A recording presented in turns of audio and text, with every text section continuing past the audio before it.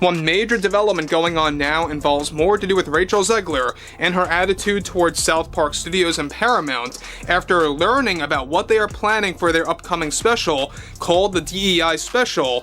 The last time I had the dream, I was walking down the school hallway, and that's when I started to notice that something's wrong. Everyone I cared about has been systematically replaced. And finally, I want to scream, and I'm like, why are they replacing every single character with someone who is diverse? No, make it more lame. That is exactly what they're doing. And that is why we hate the diversity, equity, and inclusion casting and writing in movies. When rumors circulated that Rachel Zegler had submitted an incredible 9-figure lawsuit alleging defamation against Trey Parker and the maestro of creativity, Matt Stone, behind Hollywood insiders in South Park realized they were seeing a fight between the Taylors. Created for a 21st century show on One, a rising star was still standing to the side, suffering from the painful aftermath of the problematic Snow White remake from Disney on the 2 other season statists who had spent almost 30 years skewering all of pop culture's holy cows. And what they recently did toward both Zegler and the Disney company for their Snow White film. It turns out that both Trey Parker and Matt Stone are already preparing for the DEI special. What started out as a lively one episode of irreverent parody abruptly changed into a court case with stakes much greater than anyone's, expected to pit a rising stars, standing in opposition to the freewheeling spirit of a program known for making fun of anything and everything without expressing regret. After South Park, the argument broke out. Broadcast a segment making fun of the constant whirlpool of conflict about Rachel's revised perspective on the first animated princess from Disney. Snow White is the first American feature-length animated movie, 1937. It's one of the most beloved movies of all time. In true Parker Stone manner, every headline in the show was overblown, transforming internet discussions regarding modernization, transforming a classic into a bizarre fever dream. Rachel the cartoon walked confidently through a smartphone is held by the pastel kingdom, like a hot button on a scepter. Remarks regarding the historical context studio. Every scene combines politics and social advancement. Furthered the caricature, ending with a piece of music that heartily made fun of the public's fatigue over large-scale remakes. Even if everything worked perfectly, it would have been almost impossible for this movie to succeed because you're comparing it to one of the most beloved films of all time and a truly groundbreaking movie. Fans laughed heartily, but somewhere, a real-life actress in Los Angeles viewed the identical video of her grinning, vanishing as the deeper, animated jabs. More than anticipated early whispers indicated that Rachel might dismiss the jeering, considering that numerous celebrities have survived the ruthless spotlight of South Park without hiring attorneys but those. It turned out that the murmurs were wishful. In a matter of days, TMZ blasted in. Its homepage features an exciting headline. The original cartoon came out in 1937, and very evidently so. There's a big focus on her love story with a guy who literally stalks her. Say it louder so your other eye can hear you. Rachel Zegler considers a lawsuit for $100 million over an episode of South Park at the First Industrial. People thought it was bluster, negotiating tool to obtain a public. Instead, Rachel's legal team apologized, filed with amazing quickness, documents that charged the show with purposefully harming her career, opportunities by presenting her as the entitled out-of-Fouch diva is in charge of a huge failure at the box office. No, the people who you need to entertain, the people who you need to serve, the people who pay your salary. According to the complaint, Stone and Parker had gone too far from character assassination through parody, presenting Rachel as the one reason for Snow White's problems, based on the filing animation, scenes that suggested she had personally misappropriated production funds, making jokes about inexpensive foods that cost just 40 million people were neither reasonable remark or humorous exaggeration, but nefarious lies. Our rights are on the line, folks. The right to buy Cosby sweaters? Come on. That's the face Go of a vote blue. serial killer. And if you disagree with this sentiment, just hit the unfollow button. According to the lawsuit Perspective Casting, after the episode, offers vanished. Broadcast with a single studio purportedly saying, the cartoon's depiction as justification for. Wait for Rachel's situation to calm down. Camp, which was sufficient evidence of. News of the lawsuit's financial harm broke. Parker and Stone were wrapping a writer gathering at their main office in. Later, Culver City employees recalled that the phones all lit up and buzzed simultaneously, with Variety's push alerts and the deadline. You don't particularly see people who, look like me or are me playing roles like that. So it was definitely, when it got announced, He wasn't a stalker, by the way. thing that was like trending on Twitter for days because all of the people were angry. The co-creators looked at each other equally. They were amused and annoyed at the same time. Endured backlash prior to litigation being filed by religious organizations Stop and Stop, letters from firms with thin skin, even vehement demonstrations outside Comedy Central's offices, although there was never an. Each performer looked for such an huge amount that harms the writer's room was filled with anxious. As someone said, well, guess, there was laughter. At last, we are valued at $100 million each. It's no longer 1937, and we absolutely wrote a Snow White. That laugh. That is Not going to be saved by You the wrote prince. it? She's not going to be saved by the prince, and she's not going to be dreaming about true love. She's dreaming about becoming the leader she knows she can be. Behind the jokes, but there was genuine worry. Matt and Trey realized that the media landscape of today was different. Very different from 1997, when South Park first broadcast, and satire that pushes boundaries may conceal themselves under late-night cable. Every gag now ricocheted in oblivion, in a matter of seconds via social media platforms, reaching much bigger and more divisive than the initial fan base if, according to a court, their Snow White parody, defamatory. I'm sorry that the Snow White movie sucked, guys. I'm sorry. I'm not sorry at all that we forced, basically, as a company, Daily Wire forced Snow White into production again. It might tremble not just upcoming episodes, but also the enormous contract they had agreed to with Paramount Plus, a deal allegedly valued at about $1 billion more than several spin-off films. All of a sudden, the show's signature bluster was confronted by a real public response to the legal stress test was divided. Socially predictable down partisan lines. Media consumers who thought of Rachel as a victim of cyberbullying supported her choice, applauding her bravery in disputing what they called unchecked harassment through animation. It was supposed to come out like a year and a half ago, and then we went after them so hard because of their variety of ridiculous sins that they actually went into full-scale reshoots on Snow White when we announced that we had a competitor. Some contended that Trey and Matt stood in for the final defenders of unrepentant humor, and they came together. The parody behind the hashtag Nunks is not. Slandering late-night hosts is a smart move. Concerning the princess and the paper cutout. War as cable was inundated with legal analysts. Panels to discuss whether or not a cartoon could be logically understood as statement of truth throughout *South. Parker and Stone's Park * Studios called for a strategy meeting that lasted until late after midnight. It was the first animated film that had the kind of Disney magic that had depth, that had absolute, it was riveting. And it's based, of course, on a Brothers Grimm story. And people loved that film. Their initial reaction was to turn the entire experience into something worthwhile. There was no lack of meta in the show. Episodes that analyzed their own scandals, but lawyers advised against any on-air reaction might be interpreted as hostile or encourage allegations of persistent injury in a strange maneuver for two men, renowned for joyfully prodding the bear.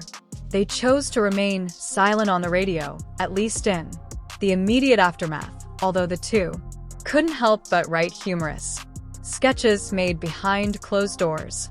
And this started with the movie star Rachel Zegler who I believe would be categorized as a loudmouth dope. A puppet show where animated versions of themselves testified in a musical lament while under oath.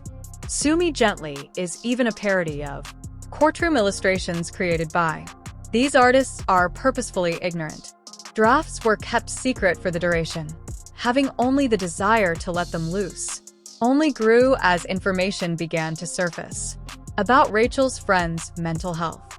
Stated that she fluctuated between tenacity and fatigue.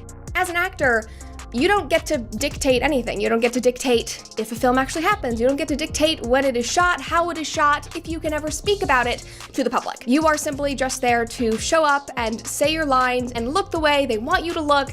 That is our job. Persuaded that if she didn't get up right away, later parodies would solidify her as Hollywood's most recent joke. She allegedly see the case as more than merely as monetary compensation, but also as a message to directors and producers that she would no longer be a passive target. Critics mocked her for being responding to one moment of satire, when notable people like Tom Cruise, Kanye, even the Queen of England and the West had suffered much more severe treatment. This path that I'm taking right now is the path that Rachel Zegler should have taken instead of just running her mouth for the last 3 years. Supporters retorted that those individuals had careers spanning decades and older fans. Rachel, bases less influenced by meme culture, was still constructing her, however, resume, making them more susceptible to deception as the document presented its route via the Los Angeles Superior. Parker and Stone's court docket eventually disrupted their quiet instead of a flaming. At a press conference, they issued a succinct two-sentence statement that we think firmly believe that the public has the freedom to parody people and public gatherings that we observe. Looking ahead to a strong defense of it, the brevity indicated that they would debate based on principles instead of participating in. Sources of mudslinging remained around the pair said they were itching to turning the circumstance into comic gold. Second, their attorneys granted the approval. Light legal experts anticipated a courtroom battle based on the fragile lines separating satire from defamation. Earlier decisions in general protected satire that no sane The Spectator would take it as fact. The portrayal in the South Park episode of Rachel singing that she personally, to make more money, famous sequences were rewritten. Checks may seem blatantly ridiculous to fans. However, her lawyers contended that some viewers lacked the media knowledge necessary to distinguish. They cited an exaggeration of reality. Social media posts in which respondents asserted Rachel acknowledged taking up the evidence of manufacturing, showing the prank had indeed distorted popular opinion. God forbid a woman dream about true love. We're all just sitting around here, maybe I could be president one day. I hate men, I just want to be president. That screams Disney princess. Oh my God, I'm literally getting enraged. Once again, I feel like I'm back in 2022. Defense.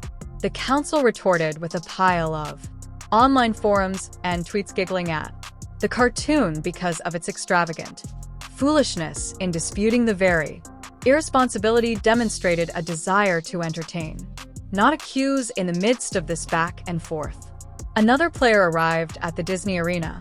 Silently, murmurs indicated the studio observed proceedings, concerned that any sworn declaration regarding Snow White's overspending could indicate internal choices that executives wanted to maintain.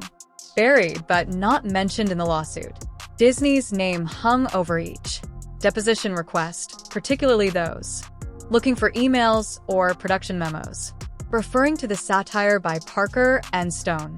Insiders think the business is legally. The department was ready to submit motions to suppress subpoenas that were found to the writers of a comedy show from rummaging through private records if the defense attempted to demonstrate that the incident was based on well-publicized facts.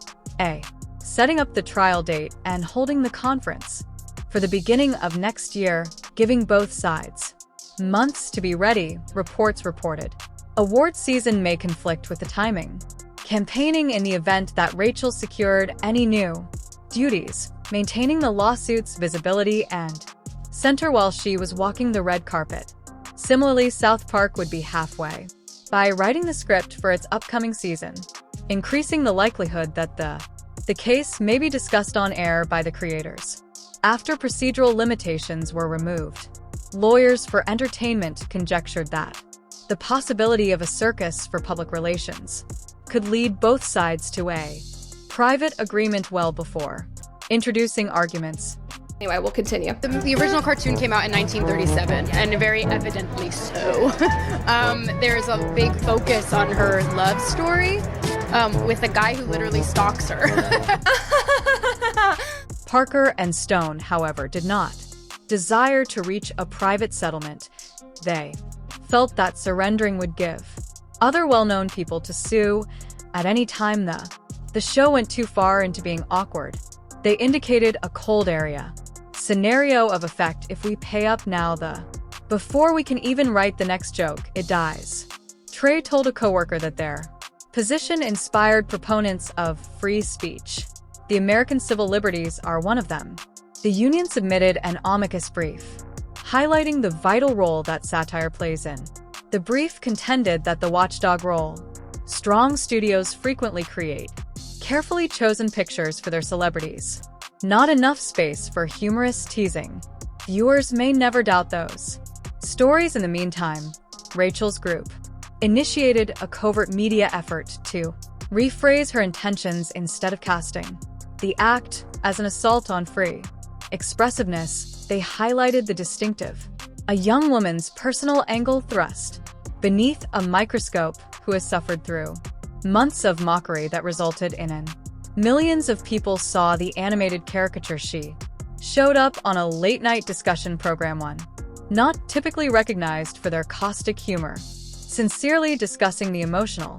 The episode's viewership saw an actress who was sobbing but calmly declared she drew the line, but she appreciated satire at careless false statements that could cause the interview to go haywire, sparked a new round of sympathetic news reports and influenced public opinion marginally in her favor.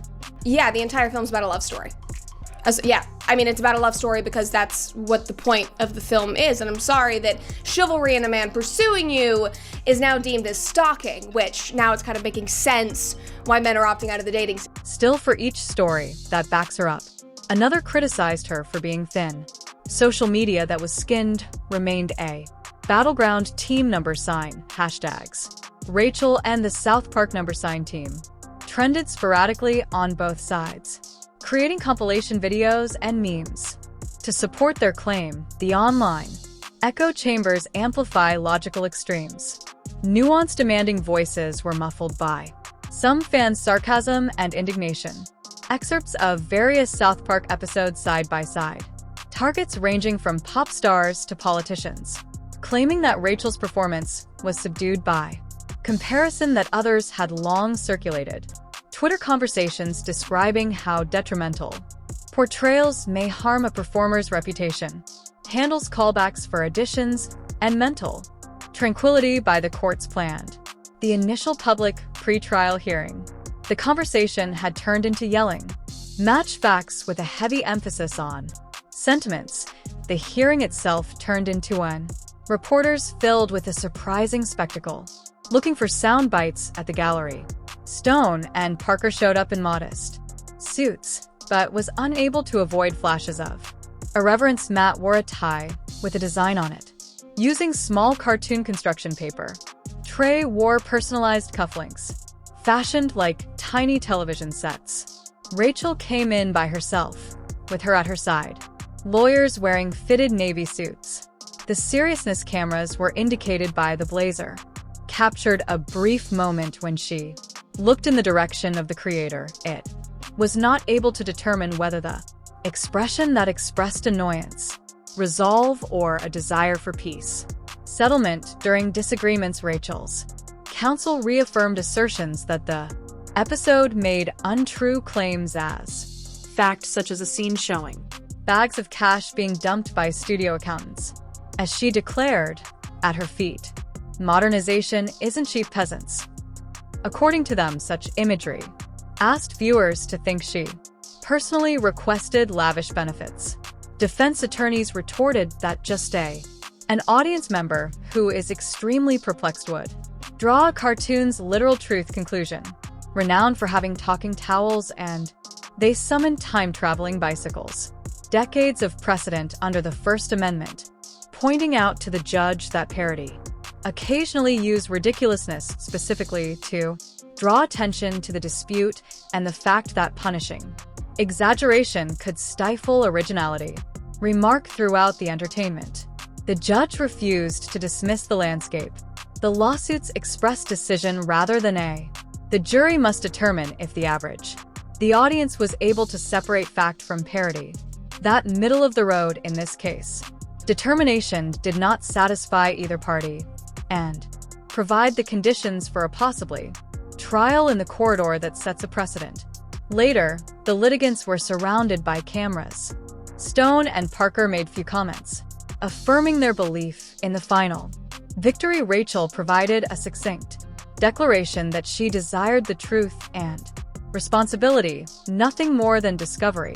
Began to circulate rumors that Parker and Stone had access to confidential correspondence from Disney employees, recognizing the South Park satire is harsh, but not totally incorrect if presented in court as such emails.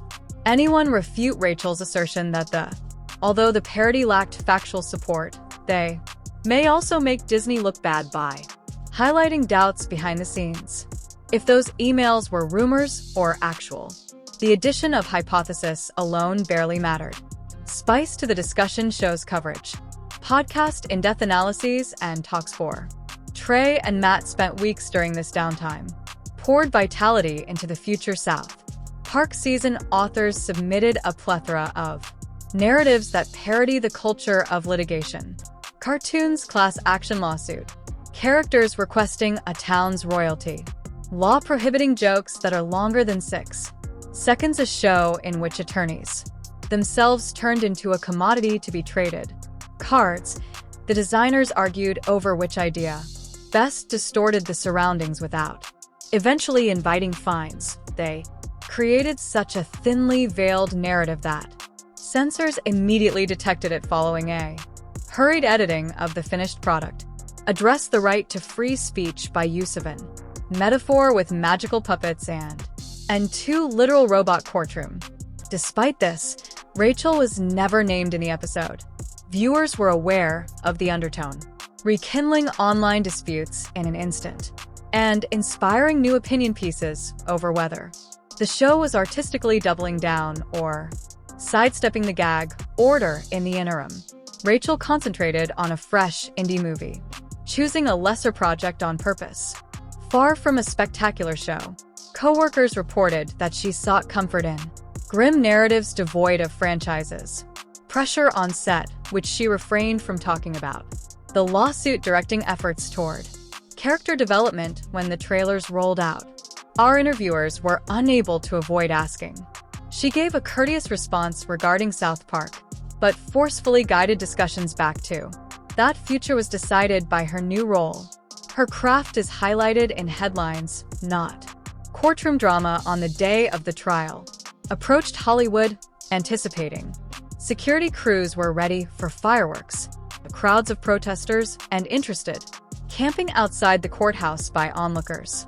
Broadcast negotiations with streaming networks, rights to daily summaries in anticipation of gold legal experts' ratings and predictions that regardless of the outcome, repercussions might influence how satire manages actual people in a win for Rachel in the streaming age could encourage people to file lawsuits based on humorous, disappointing, but a victory for South Park may strengthen general safeguards but encourage sadists to push limits as well.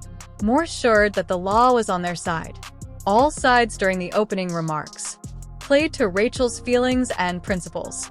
A talented young woman was mentioned by an attorney, humiliated in front of the world by a portrayal so dramatic that it merged into defense counsel for character damage, retorted by hailing America's magnificent custom of making fun of public personalities, from stand-up to political cartoons. practices that Parker and Stone insist on, respected their heritage by hosting a funhouse reflection of pop culture obsessions. The attorney hesitated, asking jurors in a theatrical manner if they sincerely hoped to inhabit a planet where cartoons required reading the disclaimers. No mocking of witness lists is intended, included psychologists and media academics, focusing on the image of celebrities, formation, as well as an economist. Parker's calculation of alleged lost income, and Stone themselves stood up, explaining their method of creation, how they look for ridiculousness in current affairs, pursue the most unusual angles, and hope that the audience is aware that the joke is never intended as a factual news article. They acknowledged under cross-examination that they enjoy controversy at times, recognizing it can increase ratings. Rachel came next, offering sincere testimonies regarding awakening to social theaters, overflowing with the most mocking videos that each person shares with mocking remarks that cast doubt on her professionalism. She recalled feeling anxious, audition cancellations due to spirals, and the anxiety of being known as that challenging actress prior to her career reaching its full potential. During discussions, the courtroom, electric viewers' sense of temperature. Jury found it difficult to come to terms with empathy for a person dealing with mockery with the need for strong parody. They came back after 3 or 10 days. Parker and Stone were found not guilty. The 4 jurors' explanation of liability, that although they understood Rachel's distress, the bizarre tone of the program made it is irrational to accept as true. Declaration: the choice conveyed a collective breathe out via Comedy Central's executive offices and generated instant commentary on news and talk shows. Outlets outside the courthouse. Rachel thanked her supporters for their support and promised to keep pushing for polite conversation, but clearly disappointed. She said she hoped that speaking up would inspire future studios and artists to assess the human effects of Stone and Parker's parody. Accompanied by attorneys, made a quick joke. "We're going back to work," they replied, refused to answer any more questions, possibly realizing that any gloating in victory may ruin what had developed into a subtle discussion about artistic license and individual honor.